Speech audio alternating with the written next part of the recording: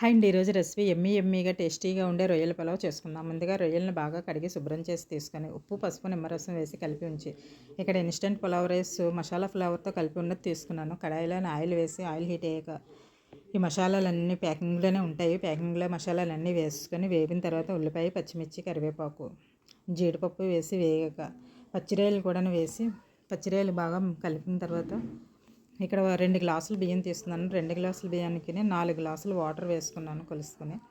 4 గ్లాసులు వాటర్ వేసుకొని మరిగించిన తర్వాత అంతా కలుపుకొని తీసుకొని ఉప్పు వేసి కలుపుకొని రైస్ వేసి కొత్తిమీర, బ్రౌన్ ఆనియన్స్ కూడా వేసుకుంటే బ్రౌన్ ఆనియన్ వేసుకుంటే టేస్ట్ చాలా బాగుంటుంది. రైస్ వేసుకొని 15 మినిట్స్ తర్వాత మూత పెట్టి ప్లేట్లోకి తీసుకుంటే చికెన్ కర్రీ రైతా కాంబినేషన్తో అద్దరిపోయే pulao ready. Do like, share, comment and subscribe చేయండి. Thank you.